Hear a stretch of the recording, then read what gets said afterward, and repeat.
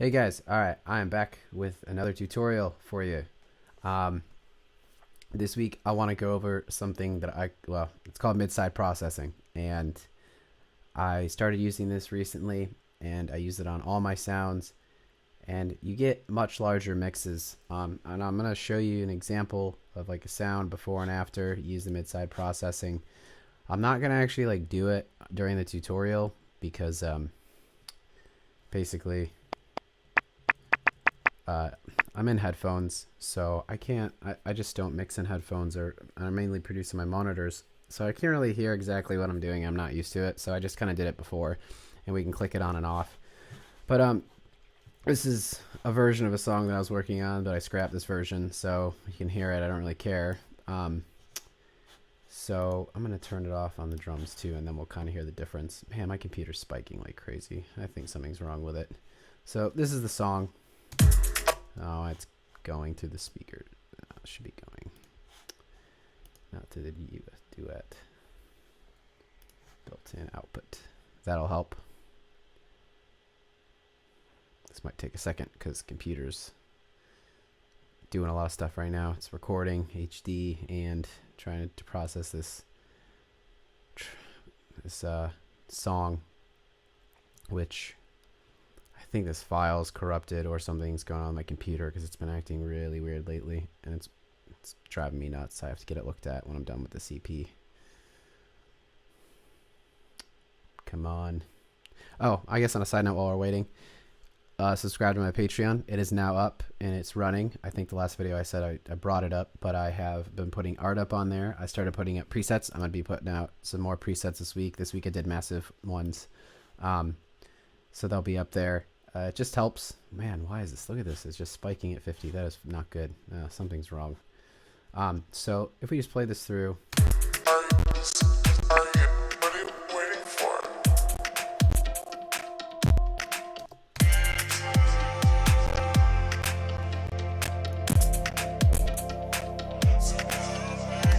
I shouldn't be doing it that bad. But all right, we're going to go ahead and listen to... you know what I'm going to do? I'm just going to go ahead and just going to have to delete everything else in here in case that's the reason why. Might help with this video. I hate that I have to do this during it, but we're just going to go ahead and get rid of this.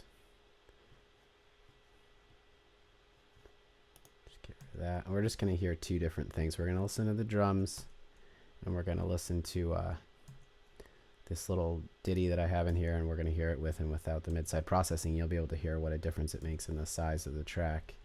Doesn't really do much. It's still spiking. It's weird. Okay, so here's the drums.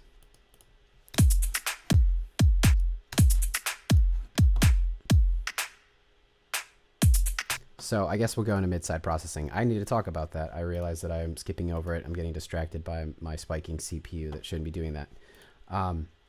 So there's the mids of a signal and the sides of the signal. The sides are going to be anything that differentiates in the signal. So anything that is the same is going to be considered the mid, or like if you had a mono signal, everything would be the same. There would be no sides because there's no difference between the left and the right. So if there's a difference between the left and the right, that's what's considered the sides. Anything that is the same is considered the mids. So if we go in, I use an audio effects rack. I go in and I create my first chain, and I use the utility plugin, and I turn it up to 200, but it's only going to let me hear the sides. So I actually wind up setting it up like this, and I use two compressors. Usually the first compressor I use to just like kind of catch the transients, and so I'll do a quick attack and a quick release, and I just do really light compression. And then I'll do a longer attack and a longer release in the second one just to kind of smooth it over. And then generally I kind of just try to cut out most of the lows and everything, and a lot of the mid-range and the sides, just because it takes up a lot of room in the mix. It really does, and it's not necessary. If you balance the mid and the side in this chain correctly, it's gonna be a lot cleaner, and it's gonna open up a lot of space. And if you do this in every sound, it adds up to have a really big sound in your track. So that's what the sides sound like after I process it. And then I go in and I'll do my mids.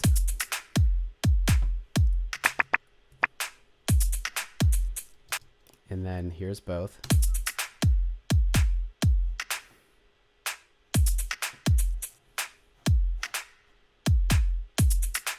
this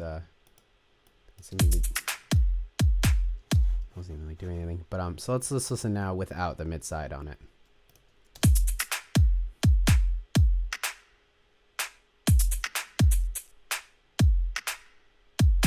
And again with the mid side chain on.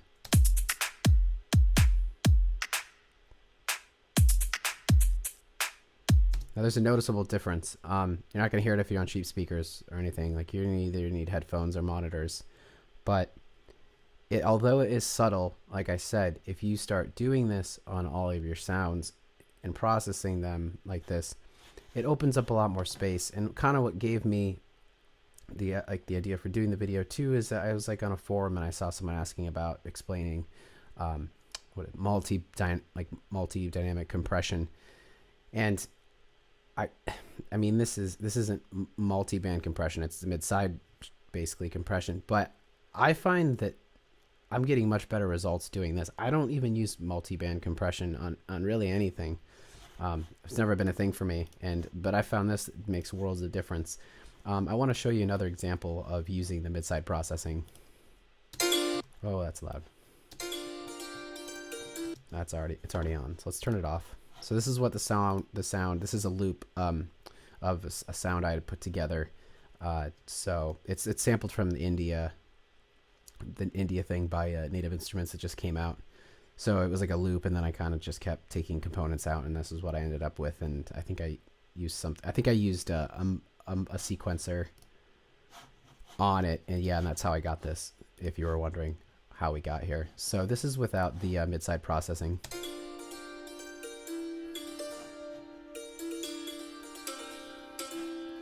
I mean, it sounds nice already because I already have some processing on it, but so when we throw on the mid side at the end here.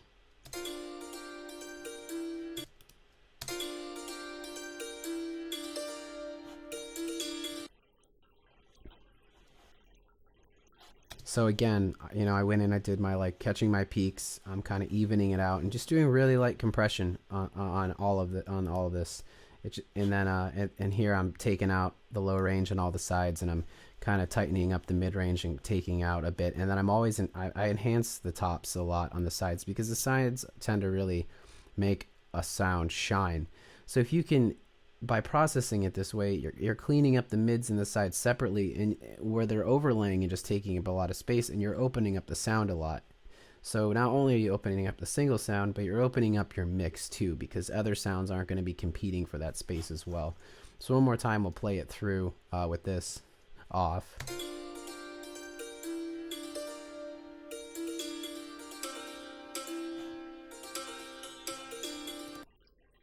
Whoop, as we're soloing the sides.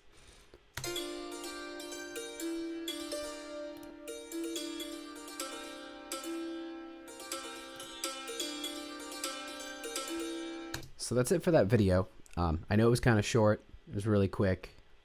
I don't think I actually even went over how to get the mids. I guess I kind of skipped a step here. Sorry for those who freaked out and stopped watching or something. I hope they didn't. But so you use your utility tool, and you spread it to 200, which I showed you for the sides already. You're going to go for the mid channel, and you can see that I took it down to 0. So you're actually only getting the mono signal. And that's how I'm splitting the signal, basically. I'm creating 2 chains, and I have the same thing on each chain, and I'll just process each side separately. And again, though, this also has to do with, it's not always going to be the same. You know, every mix, every song is going to be different. So you need to take that into account, and you need to just listen to the sound, get it tight, how you kind of think it sounds. Soloed, because you're gonna have to solo the sides, do it, solo the mids. You might have to sometimes adjust the levels for the sides and the mids, because sometimes I generally just kind of add sound, like the levels back in here, but sometimes I do adjust it actually in the chain for the audio rack. And then from there, you got to put it back in your song, and then hear how it's placed in the song. And you might need to go back through and reprocess it again and kind of get it a little bit tighter.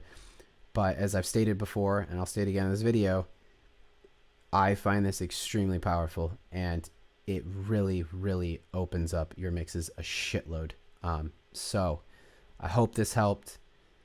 If you like what you saw and you want to get some of the presets I made, and if you want to follow some of the cool, like, weird artwork I've been making, go to my Patreon. I'm going to put a link in the notes.